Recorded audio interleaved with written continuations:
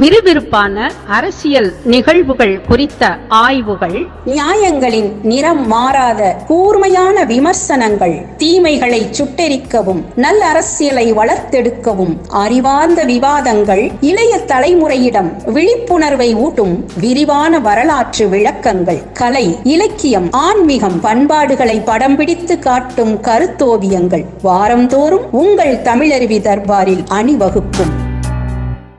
தமிழருவி தர்பார் நேயர்களுக்கு வணக்கம். விடை தேடும் வினாக்கள் பகுதிக்கு உங்களை அன்போடு வரவேற்கிறேன். வணக்கம் ஐயா. வணக்கம் வாசுகி.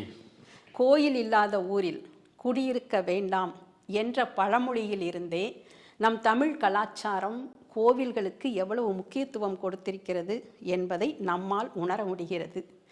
கோயில் என்ற சொல்லை பிரித்து பார்த்தால் கோ என்பதற்கு தலைவன் அல்லது அரசன் என்று பொருள்படும்.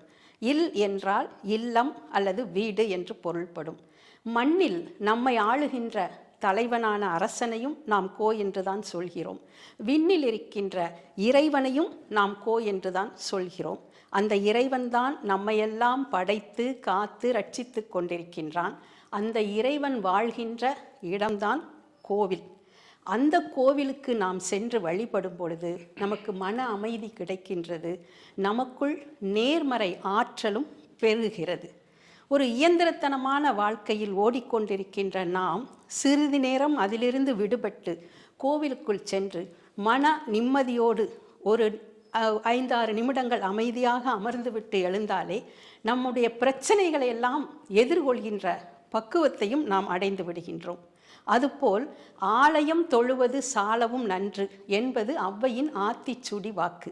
ஆலயம் என்றால் இறைவனோடு நாம் கலப்பது, இறைவனோடு அல்லது சேர்வது என்பதற்கு பொருள்தான் ஆலயம். அந்த ஆலயத்தில் சென்று வழிபடுவதையும் ஔவை வலியுறுத்தி இருக்கிறாள். அன்றாடம் மக்கள் தங்கள் பிரச்சனைகளை, கவலைகளை, நிராசைகளை ஏன் வேண்டுதலாக வைத்து பிரார்த்தனைகள் செய்யும் போது அவர்களுக்குள் ஒரு மன நிம்மதியும் ஏற்படுகிறது. இந்த கோவில்கள் நமக்குள் இருக்கின்ற பக்தி உணர்வையும் அதிகமாக தூண்டுகின்றன. கோவிலுக்குள் சென்று இறைவனுடன் நம்முடைய அபிலாசைகள் அனைத்தையும் வேண்டுதலாக வைக்கும்போது நமக்குள் ஒரு சரணாகதி உணர்வையும் நாம் அனுபவிக்கின்றோம். இவ்வளவு பெருமைகள் வாய்ந்த கோவிலை தினந்தோறும் சென்று நாம் வழிபட்டு கொண்டுதான் இருக்கின்றோம். ஆனாலும் அந்த கோவிலுக்குள் சென்று இறைவனை வழிபடுவதற்கான வழிமுறைகள் என்ன? அதற்கு ஏதாவது நியமங்கள் உண்டா? அந்த கோவிலுக்குள் இருக்கின்ற பிரகாரங்கள் எல்லாம் எதை உணர்த்துகின்றன? அந்த கொடிமரம் எதை உணர்த்துகிறது? கோயிலுக்குள் சென்று இறைவனை வழிபடுவதற்கு நாம் கடைப்பிடிக்க வேண்டிய வழிமுறைகள் என்ன என்று சொல்லுங்கள் ஐயா. ஒரு நல்ல கேள்வி இது. ஏனென்றால் இறை வழிபாட்டில் ஈடுபடக்கூடியவர்கள் கோவிலுக்கு செல்வதை எப்பொழுதும் வழக்கமாக கொண்டிருப்பார்கள். நீங்கள் சொன்னது போல கோயில் என்றால் நம்முடைய தலைவன் இருக்கக்கூடிய இடம் என்று ஒரு பொருள். ஆலயம் என்பது அழகான ஒரு சொல். லயம் என்கிற பொழுதே லயித்து கிடப்பது, ஒன்றி கிடப்பது. ஆ என்பது பசு. இங்கே நாம் அனைவரும் ஆன்மாக்கள்.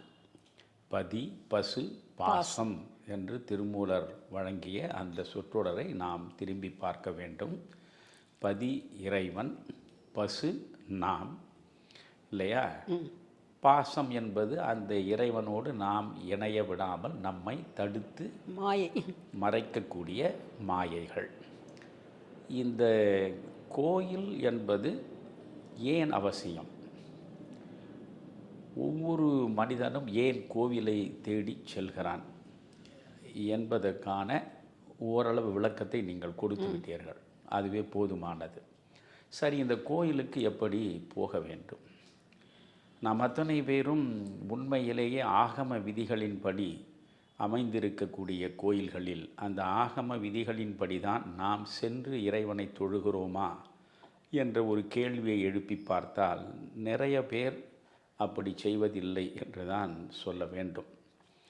இப்பொழுது நீங்கள் கோயிலை சான்றாக உங்கள் கண் முன்னாலே நிறுத்தி கொள்ளுங்கள். கோயிலில் கருவறை இருக்கும். கருவறையின் மீது ஒரு மண்டபம் இருக்கும். கோயில் தொடங்குகிற இடத்தில் கோபுரம் இருக்கும், ராஜகோபுரம்.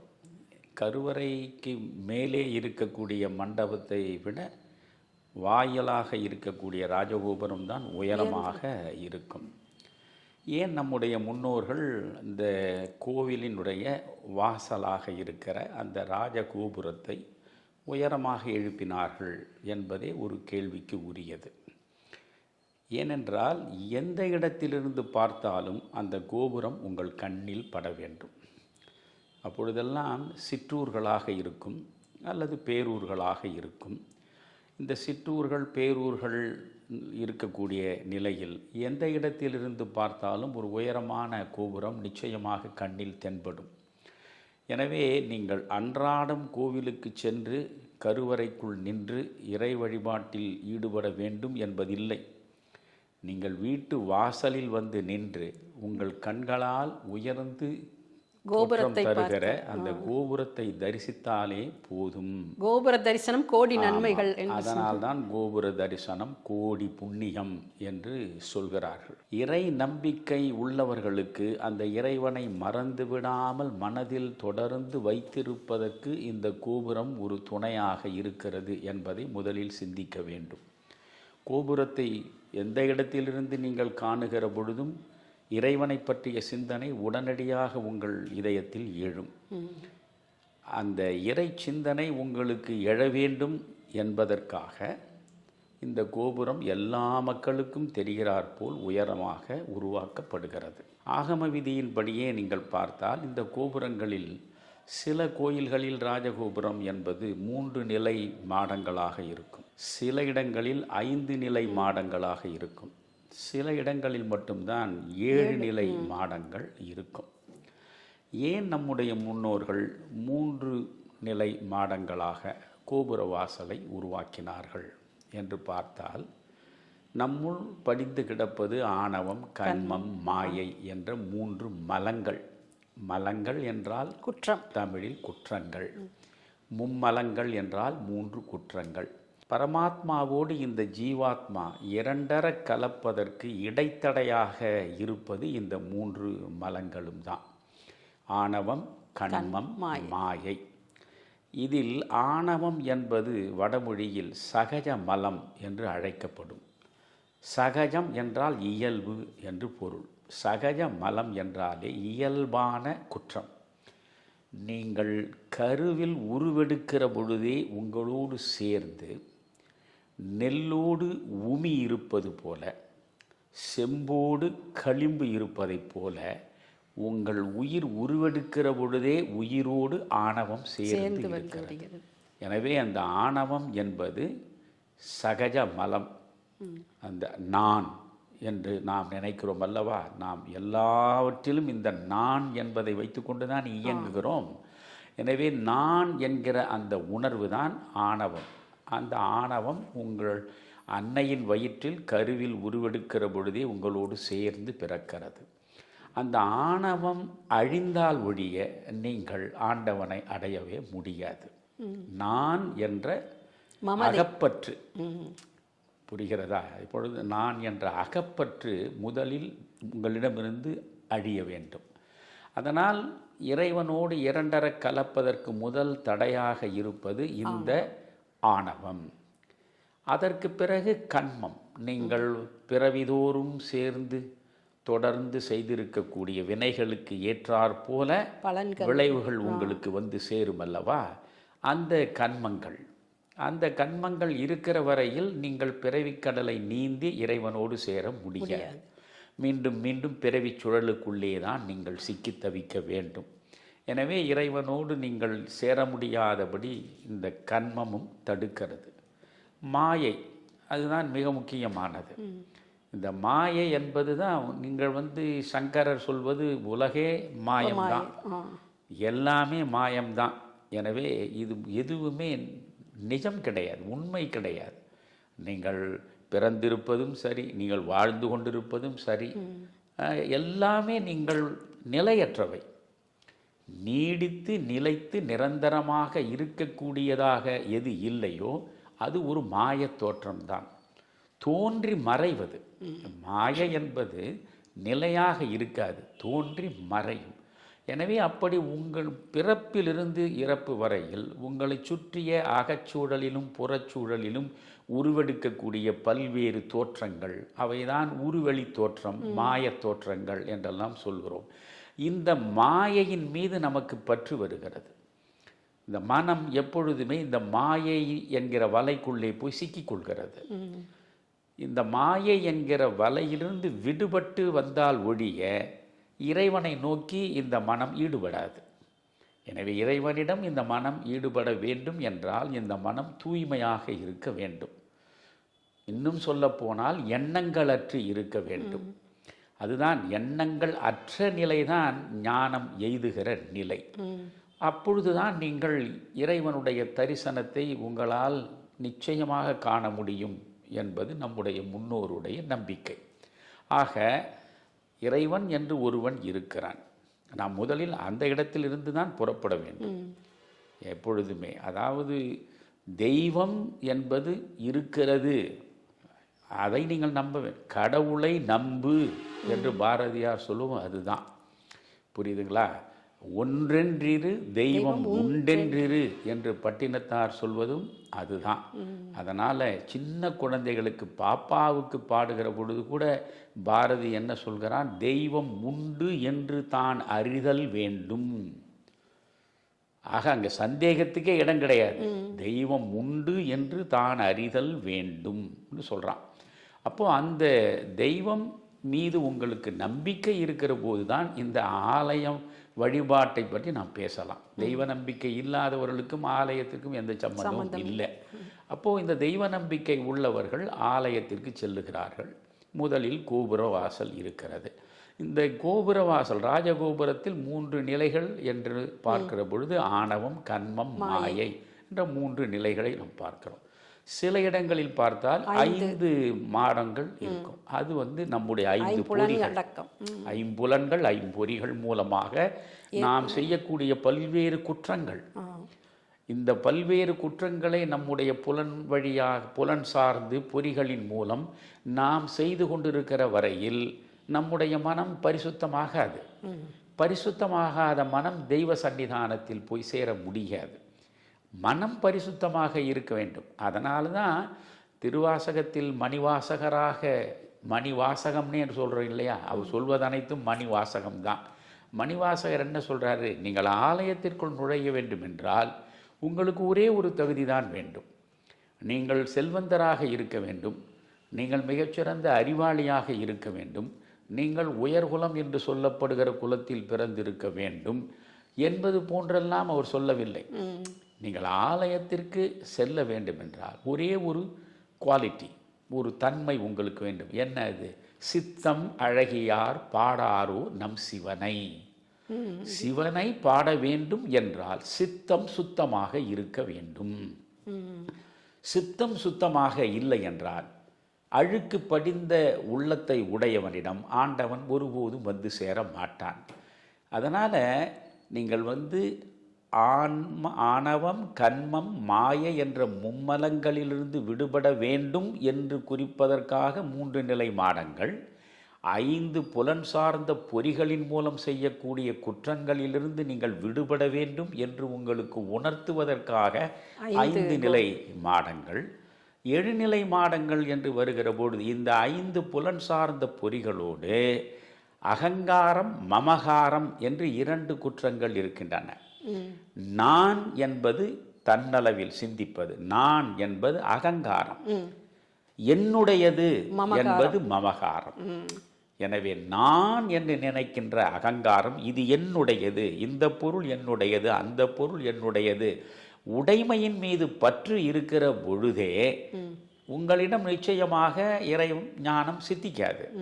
அதனால் இந்த இறைவனிடம் சென்று சேருவதற்கு தடைகளாக இருப்பவை இந்த 2. அது நான் என்கின்ற அகங்காரம், எனது என்கிற மமகாரம்.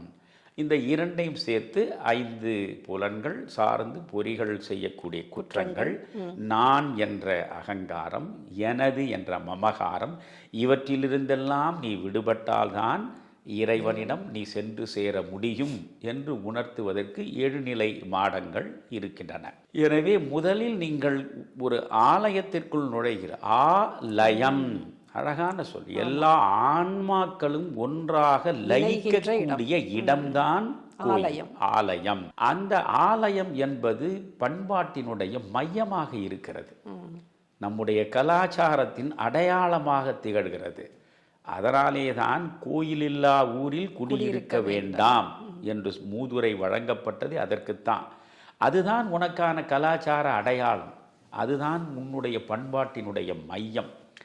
இன்றைக்கு பலர் கூடுவதற்கு வெவ்வேறு விதமான ஊடகங்கள் இருக்கின்றன. ஆனால் அன்று ஒரு ஊர் என்றால் அந்த ஊரில் இருக்கக்கூடிய மக்கள் கூடி அமர்ந்து ஒருவரோடு ஒருவர் அறிமுகம் செய்து கொள்வதற்கும் ஒருவரோடு ஒருவர் உறவு கொள்வதற்கும் அடித்தளத்தை அமைத்து கொடுப்பது கோவில் ஒன்றுதான்.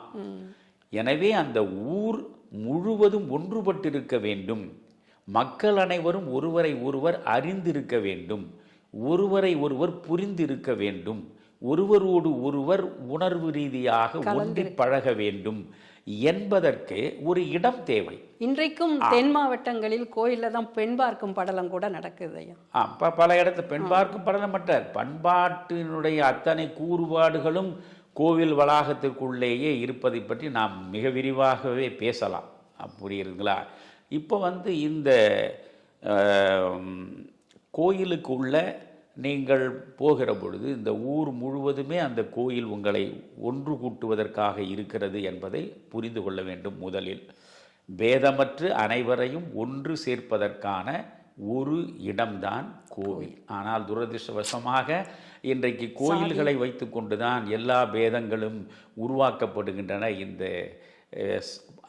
அதாவது என்ன சொல்வது, அந்த மதத்தின் சாரத்தை அறியாத, இறைத்தன்மையை உணராத பாமரர்கள் செய்யக்கூடிய பாவங்களில் ஒன்றுதான் கோயிலை வைத்து கொண்டு கூட பேதங்களை உருவாக்குவதும் உயர்வு தாழ்வை கற்பிப்பதும். நாம் அதை விட்டு வெளியே வருவோம். இப்போது நீங்கள் கோபுரம் இருக்கிறது, அந்த கோபுர வாசல் திறந்து கிடக்கிறது. நீங்கள் கோவிலுக்குள்ளே செல்வதற்காக கோபுர வாசலில் காலெடுத்து வைக்கிறீர்கள் பொழுதே இந்த 3 நிலை மாடங்கள் உங்களுக்கு ஒரு பாடம் நடத்துகிறது. ஆணவம், கண்மம், மாயை என்பதிலிருந்து நீ விடுபட்டால்தான் நீ உள்ளே சென்று ஆண்டவனை வணங்குவதற்கு முழு தகுதி உடையவன், ஆண்டவன் உன் மீது அருள்பாலிப்பான் என்பதை அது முதலில் சொல்லிவிடுகிறது. 5 நிலை மாடங்களாக இருந்தால் இந்த 5 பொறிகள், புலன் சார்ந்த பொறிகள் குற்றமிழைக்காதபடி நீ வாழ்ந்தால்தான் நீ இறைவனை சென்று வணங்குவதற்கு தகுதி உடையவன் என்பதை அது சொல்லிவிடுகிறது. 7 நிலை மாடங்கள் என்கிற பொழுது இந்த 5 பொறிகள், புலன் சார்ந்த பொறிகள் செய்யும் குற்றங்களோடு இந்த நான் என்ற அகங்காரமும் எனது என்கிற மமகாரமும் உன்னை விட்டு விலகினால்தான் நீ ஆண்டவனிடம் சேர முடியும். இந்த மிக முக்கியமான பாடத்தை ராஜகோபுரம் முதலில் உங்களுக்கு நடத்தி விடுகிறது. எனவே கோபுர வாசலில் நீங்கள் அடியெடுத்து வைக்கும் பொழுதே இந்த பாடத்தை படித்தபடிதான் நீங்கள் உள்ளே நுழைய வேண்டும். அது ஏதோ ஒரு கல்லால் உருவாக்கப்பட்ட கட்டட அமைப்பு அல்ல, அதற்குள் ஒரு தத்துவம் இருக்கிறது. ஒவ்வொன்றுக்குள்ளேயும் ஒரு தத்துவம் தரிசனம் தருகிறது. இப்பொழுது அந்த ஆலயத்திற்குள்ளே கோபுர வாசலை கடந்து நுழைந்து விட்டீர்கள். அப்படி கடந்து நுழைந்த உடனே கருவறைக்கு செல்ல வேண்டும் என்பதுதான் உங்கள் நோக்கம். கருவறையில்தான் கடவுள் காட்சி தருகிறார், அங்கே செல்ல வேண்டும். இப்பொழுது நீங்கள் கோபுர வாசலிலிருந்து உள்ளே சென்றது முதலில் நீங்கள் பார்ப்பது அந்த கொடிக்கம்பம் தான். கொடிக்கம்பத்தை பார்க்கிறீர்கள். எப்படி உங்களுடைய முதுகுத்தண்டு நேரே நிமிர்ந்து இருக்கிறதோ அதுபோன்றுதான் அந்த கொடிக்கம்பம் வளையாமல் நெளியாமல் நேரே நிமிர்ந்து நிற்கிறது. இந்த கொடிக்கம்பத்தை எந்த கோயிலிலும் நீங்கள் நன்றாக உற்று பாருங்கள். கொடிக்கம்பம் இப்படி இருக்கும், அது மரத்தால் ஆனது, சந்தன மரத்திலோ அல்லது வில்வ மரத்திலோ இதை செய்திருப்பார்கள். இந்த கொடி கம்பம் மரத்தால் ஆனது, அதில் இருந்து பார்த்தால் அந்த கொடிக்கம்பம் இப்படி சாய்வாக திசை காட்டி அமைந்திருக்கும். நேரே மரத்தின் மீது அதனுடைய சின்னம் இருக்கும்.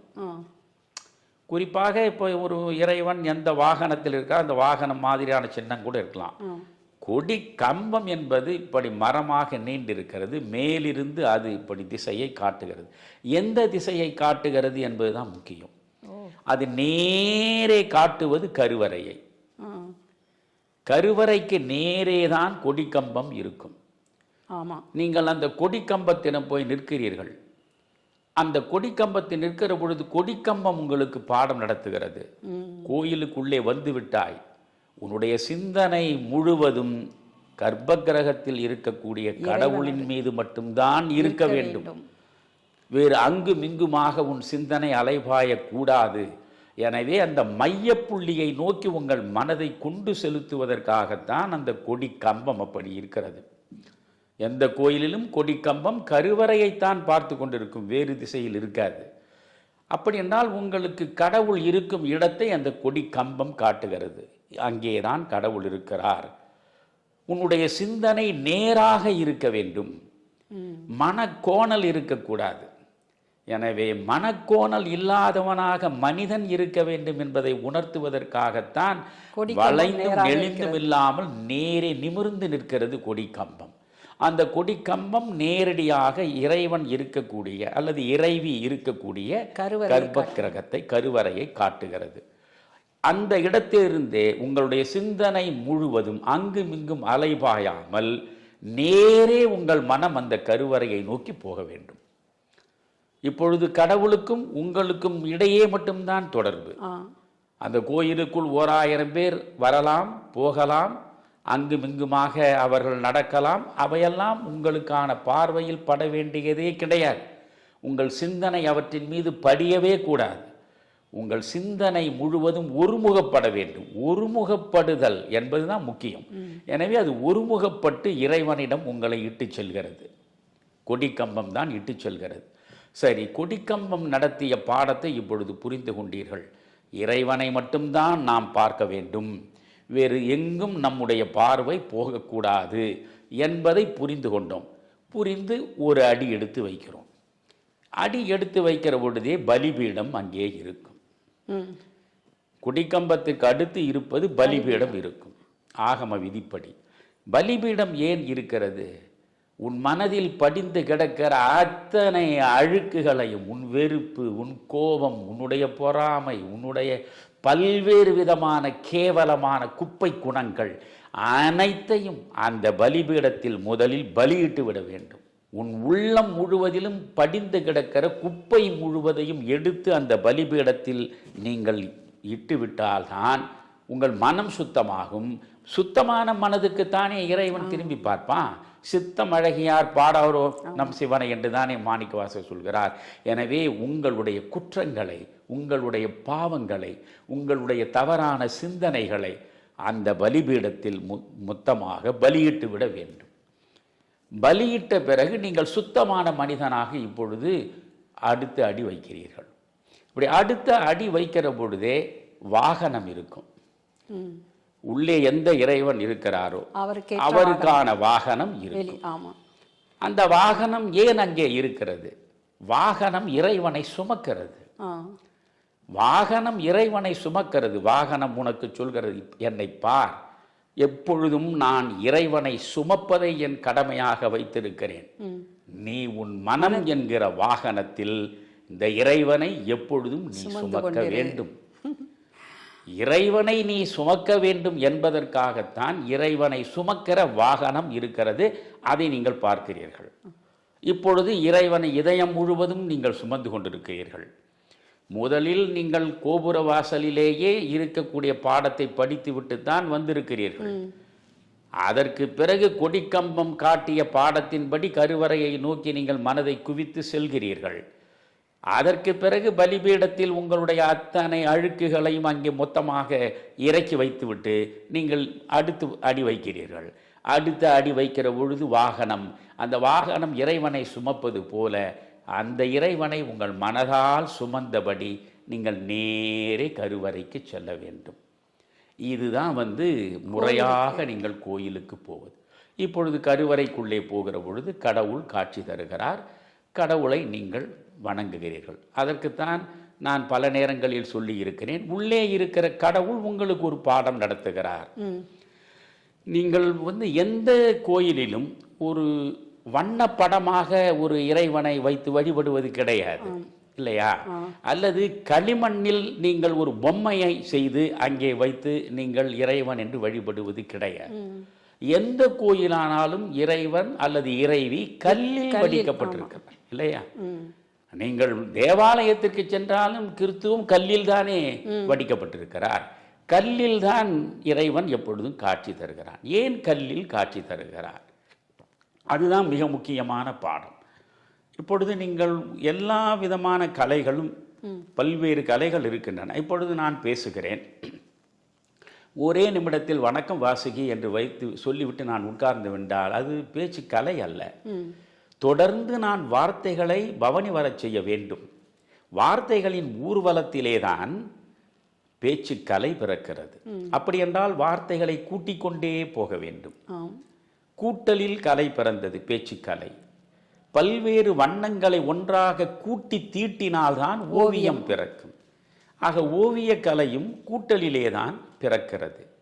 சரிகம பதனி என்ற 7 ஸ்வரங்களையும் நீங்கள் ஒன்றாக கூட்டினால்தான் பல்வேறு ராகங்கள் பிறக்கும்.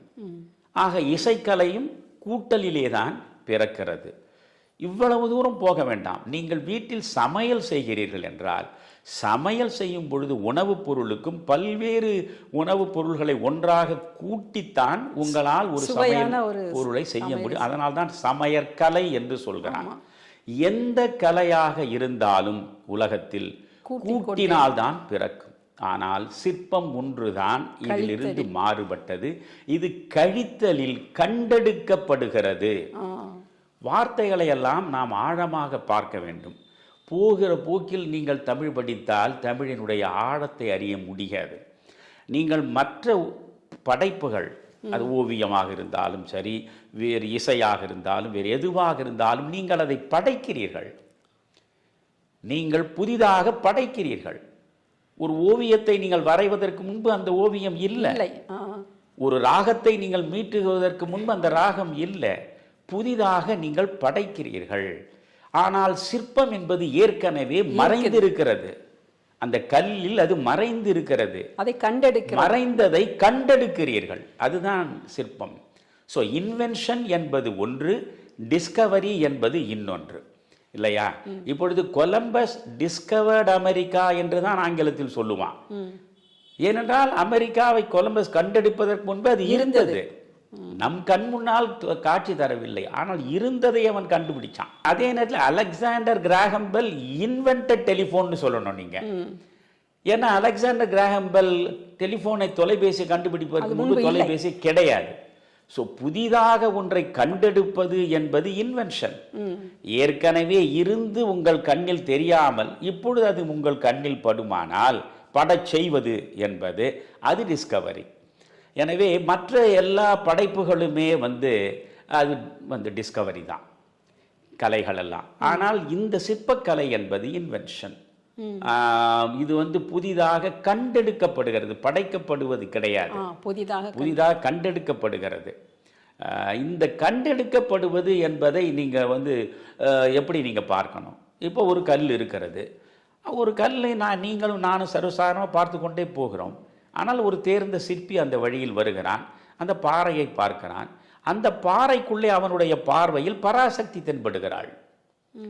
பாமர பார்வையில் வெறும் பாறை தான் தெரிகிறது. ஆனால் அந்த சிற்பியின் பார்வையில் பராசக்தி தென்பட்டு விடுகிறாள். சரி, உடனே அவன் என்ன செய்கிறான்? எனக்கு இவள் தெரிகிறாள், ஆனால் எல்லோருக்கும் தெரியாமல் இவள் மறைந்திருக்கிறாள். இவளை எல்லோருக்கும் காட்ட வேண்டும். எனவே இந்த பராசக்தியை அவன் கண்டெடுக்கிறான். கண்டெடுப்பதற்கு என்ன செய்கிறான்? ஒரு சுத்தியும் ஒரு உளியை மட்டும்தான் அவன் வைத்திருக்கிறான். எந்த ஒன்றையும் கூட்டுவதில்லை. ஏற்கனவே இருக்கிற பாறையோடு எந்த ஒன்றையும் புதிதாக அவன் கூட்டுவதில்லை. அவனுக்குள் அந்த பராசக்தி அப்படியே தரிசனம் தருகிறாள். அந்த தரிசனம் அவனுக்கு தெரிகிறது, மற்றவர்களுக்கு தெரியவில்லை. மற்றவர்களுக்கு தெரியாமல் மறைப்பது எது என்று பார்க்கிறான். அந்த வேண்டப்படாதவற்றையெல்லாம் அவன் செதுக்கி கொண்டே வருகிறான். வேண்டாத அனைத்தையும் அவன் செதுக்கி முடித்த பிறகு அங்கே இவன் பார்த்த சிற்பம் அனைவரும் பார்க்கக்கூடிய சிற்பமாக மாறிவிடுகிறது. அப்படி என்றால் என்ன? வேண்டாதவற்றை கழித்து விட்டால் கல்லில் கடவுள் தெரிவார். வேண்டாத குப்பைகளை உங்கள் மனதிலே இருந்து நீங்கள் அகற்றிவிட்டால் உங்கள் மனமே கடவுளாக மாறிவிடும். இதைத்தான் அங்கே கர்ப்ப கிரகத்தில் இருக்கக்கூடிய கடவுள் நமக்கு நடத்துகிற பாடம். என்னை நீ பார், வேண்டாதவை அனைத்தையும் கழித்த பிறகுதான் அந்த கல்லிலிருந்து நான் கடவுளானேன். என்னை பார்க்கிற நீ உன்னுள் வேண்டாத குப்பைகளை சுமந்து கொண்டிருக்கிறாயே, அத்தனை குப்பைகளையும் நீ கழித்து விட்டால் நீயே கடவுளாவாய். அதுதான் நம்முடைய மகா வாக்கியங்கள். தத்துவம் அசி என்றாலும், அகம் பிரம்மாஸ்மி என்றாலும், அயம் ஆத்மா என்றாலும், பிரஜானம் பிரம்ம என்ற 4 மகா வாக்கியங்களுமே என்ன நீயே கடவுள் என்கிறது. நானே கடவுளாக முடியும். அதைத்தான் உள்ளே இருக்கிற இறைவன் சிலையாக சொல்கிறார். வேண்டப்படாதவற்றை கழித்த பிறகு கல் கடவுளானது போல் உன்னுள் வேண்டப்படாத குப்பைகளை எல்லாம் நீ தூக்கி எறிந்து விட்டால் நீ கடவுளாகி விடுகிறாய். புரிகிறதா? இதுதான் பாரதி உள்வாங்கிக் கொண்டு வேதங்களை தத்துவமசி, நீயே கடவுள், நீயே கடவுள், கடவுள் நீயே என்று அவன் பிரகடனம் செய்கிறான். எனவே இவை அனைத்தையும் இந்த கோவிலுக்குள்ளே நாம் தெளிவான சிந்தனையோடு ஒவ்வொன்றாக புரிந்து கொண்டே போய் இறை வழிபாட்டில் ஈடுபட்டால் நிச்சயம் அதன் மூலம் பலன் உண்டு. சரி, இப்பொழுது நீங்கள் கோயிலுக்குள்ளே போனீர்கள், கருவறையில் இறைவனை வணங்கினீர்கள். உடனடியாக நீங்கள் கோபுரவாசலின் வழியாக வெளியே வந்துவிடக்கூடாது. நீங்கள் அடுத்து செய்ய வேண்டியது அந்த பிராகாரத்தை 3 முறை நீங்கள் சுற்றி வர வேண்டும். எதற்காக கோயில் பிராகாரத்தை வைத்திருக்கிறான்? நீங்கள் அத்துணை பேரும் கடவுளை வணங்கிய பிறகு ஒரு இடத்தில் அமர்ந்து கூடி மகிழ்ந்து பேசி உறவை வளர்ப்பதற்குத்தான் அந்த காலத்திலே இந்த பிராகாரம் வைக்கப்பட்டது. அதனால்தான் பிராகாரம் இருக்கிற பொழுது அங்கே நீங்கள் உட்காருவீர்கள். இதை ஒரு ஐதீகமாக சொல்வார்கள். கடவுளை கும்பிட்டு உடனே போகாதே, ஒரு 5 நிமிடம் உட்கார்ந்து விட்டு போய் என்று. சரி என்று நீங்கள் அந்த ஐதீகத்தின்பால் கொண்ட நம்பிக்கையால் உட்காருகிறீர்கள். உங்கள் எதிரே இன்னொருவர் உட்காருகிறார், அதற்கு பக்கத்தில் வேறு ஒருவர் உட்காருகிறார். எவ்வளவு நேரம் நீங்கள் மௌனமாக இருப்பீர்கள்? உடனே நீங்கள் யார் என்று கேட்பீர்கள், நீங்கள் எங்கே இருக்கிறீர்கள் என்று கேட்பீர்கள் இல்லையா? இப்படி பேச்சு தொடரும். பேச்சு தொடருகிற பொழுதே உறவு என்பது மெல்ல மெல்ல முகிழ்ந்து மலர்ந்து மனம் வீசும். அதற்குத்தான் பிராகாரம். இந்த பிராகாரத்தை ஏன் 3 முறை சுற்ற வேண்டும் என்கிறான்? மனம், மொழி, மெய், இந்த 3ம் இருக்கிறது அல்லவா? நாம் சிந்தனை என்பது ஒன்று, சொல் என்பது ஒன்று, செயல் என்பது ஒன்று. உன் சிந்தனை சுத்தமாக இருக்க வேண்டும். ஒரு சுற்று பிராகாரத்தில் என் சிந்தனையை நான் சுத்தமாக வைத்துக் கொள்கிறேன். நான் பேசும் சொற்கள் சுத்தமானவையாக இருக்க வேண்டும். அது 2வது சுற்று. நான் செய்யும் செயல்கள் அனைத்தும் சுத்தமானதாக இருக்க வேண்டும். எனவே நீங்கள் 3 முறை பிராகாரத்தை சுற்றுகிற பொழுதே என் சிந்தனை சுத்தமானது, என் வார்த்தைகள் சுத்தமானவை, என் செயலும் சுத்தமானது, மொத்தத்தில் நானே சுத்தமானவன். என்னை சுத்திகரித்துக் கொள்வதற்காகத்தான் இந்த ஆலயத்திற்கு வந்தேன், இறைவனை தரிசித்தேன், இந்த 3 முறை பிராகாரத்தை சுற்றி வந்தேன் என்று நீங்கள் பிராகாரத்தை சுற்றிவிட்டு கொஞ்சம் அமர்ந்து மக்களோடு பேசி பழகி உறவாடி உரையாடி அதற்கு பிறகு நீங்கள் வீடு திரும்புகிற நிலையில் நிச்சயமாக அன்றாடம் போக வேண்டும் என்ற அவசியம் இல்லை என்று உங்களுக்கு வாய்க்கிறதோ அன்று நீங்கள் செல்லுகிற பொழுது நான் சொன்ன இந்த முறையில் நீங்கள் கோயிலுக்குள்ளே ஒவ்வொன்றாக சிந்தித்து சிந்தித்து நீங்கள் செயற்படுத்தினால் நிச்சயம் உங்களுக்குள் ஒரு புதிய வெளிச்சம் கிடைக்கும். இருதய பாரத்தை இறக்கி வைப்பதற்கு கோவிலை விட மிகச்சிறந்த இடம் எதுவுமே கிடையாது. ஏனென்றால் நீங்கள் நினைக்கிறீர்கள், என்னுடைய இருதய பாரத்தை, என்னுடைய ரகசியங்களை நான் என் உற்ற நண்பனாக இருக்கிறான் அவனிடம் மட்டும்தான் நான் இறக்கி வைத்தேன் என்று ஒருபோதும் நினைக்காதீர்கள்.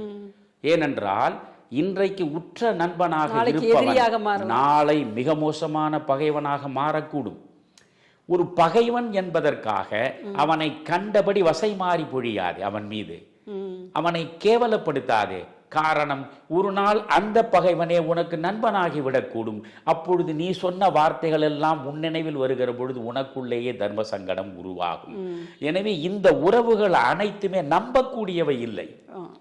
எவ்வளவு உற்ற நண்பனாக இருந்தாலும் சரி, எவ்வளவு மோசமான பகைவனாக இருந்தாலும் சரி, சூழல் மாறும்.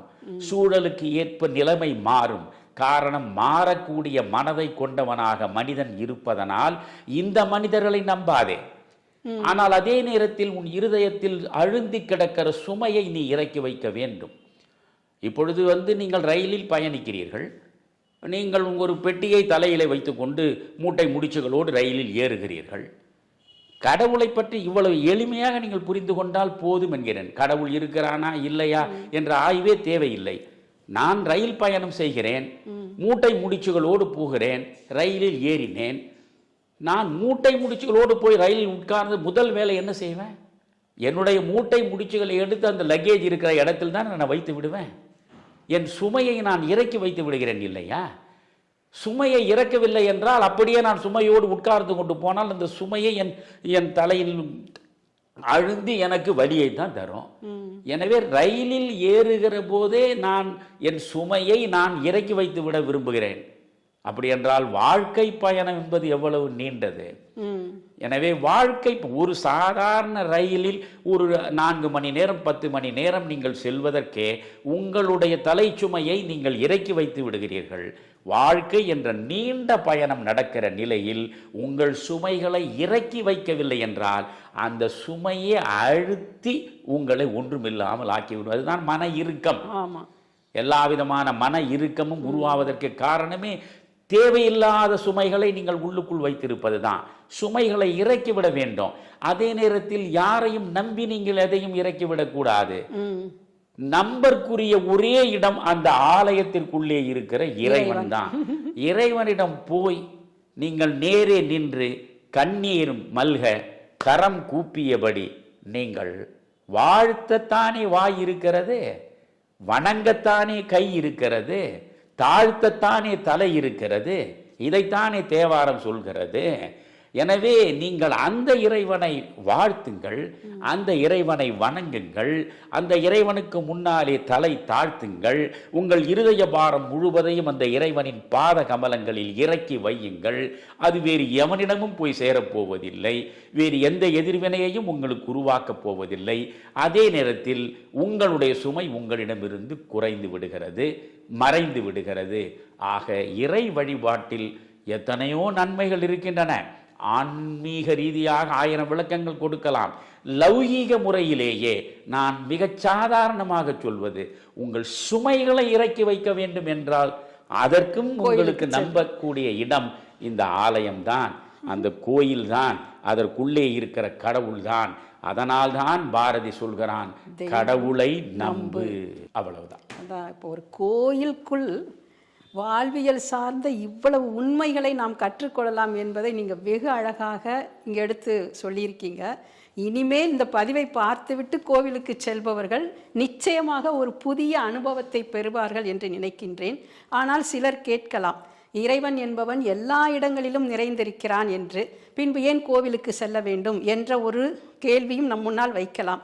உபநிடதம் கூட என்ன சொல்கிறது? ஈசாவாஸ்யம் இதம் சர்வம் என்கிறது. எல்லா இடத்திலும் இறைவன் பரவிதான் இருக்கிறான். நான் உதாரணத்திற்கு ஒன்று சொல்கிறேன்.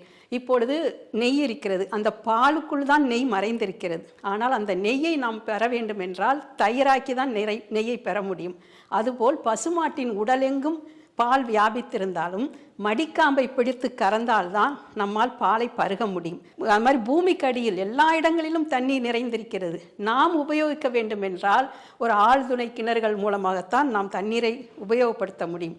அதுபோன்று இறைவன் எல்லா இடங்களிலும் வியாபித்திருந்தாலும் அந்த இறைவனுடைய அருளை பெற வேண்டும் என்றால் கோவில்களுக்குள் உள்ள அந்த விக்கிரங்கள், அந்த மூர்த்திகள் வழியாகத்தான் இறைவன் அதிகமாக அருளை பொழிகின்றான் என்ற உண்மையையும் உங்களுடைய இந்த விளக்கத்திலிருந்து புரிந்து கொள்ள முடிந்தது ஐயா. சாதாரண காலங்களில் கோயிலுக்கு செல்வதை விட விழா காலங்களில் லட்சக்கணக்கில் மக்கள் ஒன்று திரண்டு செல்கிறார்களே ஏன்? அதை நீங்கள் என்றாவது யோசித்திருக்கிறீர்களா? ஒரு குறிப்பிட்ட விழா கும்பாபிஷேகம் அது மாதிரியான காலங்களில் ஆயிரக்கணக்காக மனிதர்கள் போகிறார்களே ஏன் என்றால், பல்லாயிரக்கணக்கான மக்கள் செல்கிறார்கள். முதலில் ஒன்று புரிந்து கொள்ளுங்கள், அவன் கள்வனாக இருப்பான், அவன் காமுகனாக இருப்பான், அவன் 1000 பண்பு கெட்டவனாக இருப்பான். ஆனால் கோவிலுக்கு செல்லுகிற நிலையில், கடவுளை தரிசிக்கிற நிலையில் அவன் கள்வனாகவோ காமுகனாகவோ அழுக்கு மனம் உடையவனாகவோ இருக்க வாய்ப்பில்லை. எல்லார் மனங்களிலும் தூய்மையான சிந்தனை அவனுக்குள் இருக்கிறது. மட்டுமல்ல, அவன் அந்த தூய்மையான சிந்தனையோடு விழிகளால் அந்த வடிவத்தை பார்க்கிறான். கடவுள் வடிவம் காட்சி தருகிறது. எப்படி சூரியனுடைய கிரணங்கள் தனித்தனியாக சிதறுகிற பொழுது அதனுடைய ஆற்றலை நீங்கள் ஒன்றாக ஒரு லென்ஸின் மூலமாக குவித்தால் அதற்கு கீழே இருக்கிற ஒரு தாளே எரிந்து விடுகிறது அல்லவா? அந்த குவி மையம் தான் இது. இப்பொழுது நீங்கள் பல்லாயிரக்கணக்கான மக்கள் எல்லோருடைய பார்வையும் எங்கே படுகிறது? இறைவனுடைய வடிவத்தின் மீது தான் படுகிறது. அதுதான் ஆகர்ஷண சக்தி. ஆக அத்தனை பேருடைய பார்வையும் அந்த இறை வடிவத்தின் மீது போய் விழுகிற பொழுது அதனுடைய ஆகர்ஷண சக்தி இன்னும் கூடுதலாக நேர்மறை அதிர்வுகளாக பெருகி அங்க நமக்கு அதனால அந்த நேரத்தில் உங்களுக்கான பிரார்த்தனை இன்னும் எளிதாக சென்று சேர்ந்து உங்களுக்கு அந்த பிரார்த்தனை நிறைவேறக்கூடிய வாய்ப்பும் இருக்கிறது. எனவேதான் அத்தனை பேரும் அன்று விழா காலங்களில் சென்று இறைவனை தரிசிப்பதுடைய நோக்கம். இப்படி ஒவ்வொன்றாக நாம் சொல்லலாம். எதுவானாலும் கோவிலுக்கு செல்வது எல்லா வகையிலும் இது மக்கள் பெருவாரியாக கோவிலுக்கு செல்கிறார்கள். நீங்கள் சொன்ன இந்த தகவல் மிகவும் பயனுள்ளதாக இருக்கும் என்று நினைக்கிறேன். நன்றி. நன்றி. வணக்கம் வாசுகி.